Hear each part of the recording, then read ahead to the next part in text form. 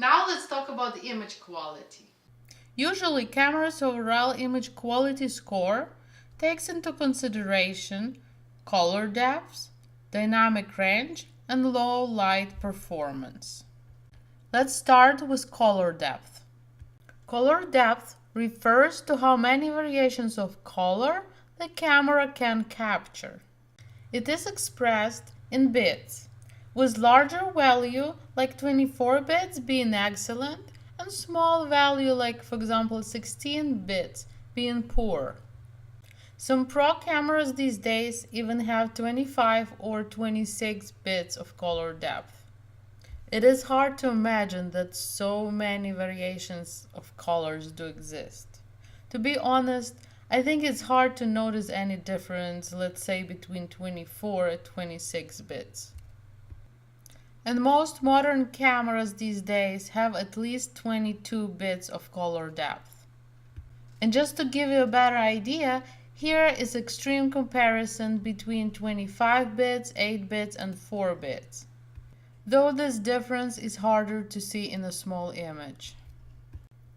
Next is dynamic range.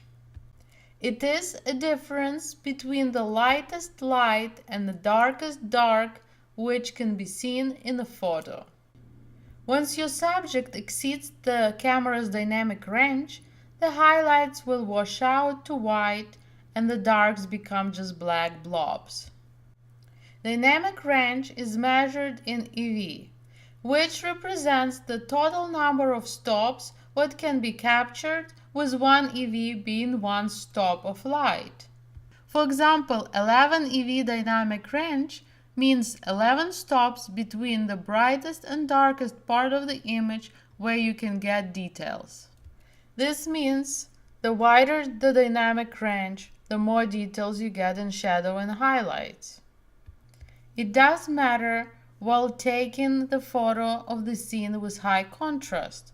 For example, with high dynamic range, you will be able to recover more details in shadow and highlights in post without significant noise, which is important to me personally. It is interesting that dynamic range of human eye is around 24 stops. At the same time, dynamic range of average DSLR is only 12 stops. And I believe at the present moment there are few cameras which can go up to 15. And last but not least, what influenced the image quality is low light performance of ISO. As we all know, ISO is the sensitivity to light of your digital camera. If you always shoot outdoors on a nice sunny day or indoors with a flash, this may not be something you have to worry about.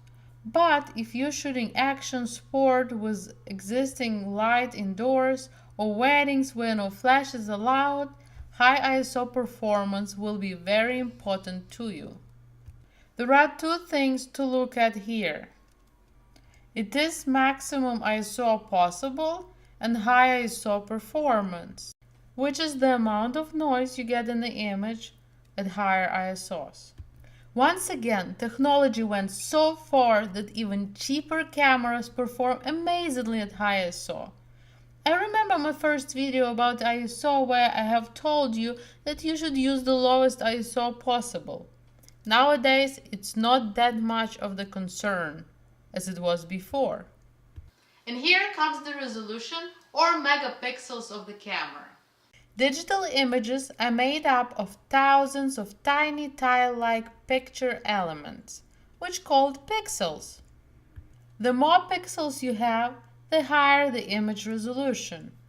Resolution relates primarily to print size and the amount of details an image has when viewed on a computer monitor at 100%. 1 megapixel is equal to 1 million pixels. Nowadays, any typical consumer DSLR have 15 megapixels or more. At the moment, Canon is a leader when it comes to megapixels, and it has a camera with 50.6 MP. So what are the advantages of having so many megapixels? First of all, you will get greater amount of details in the image.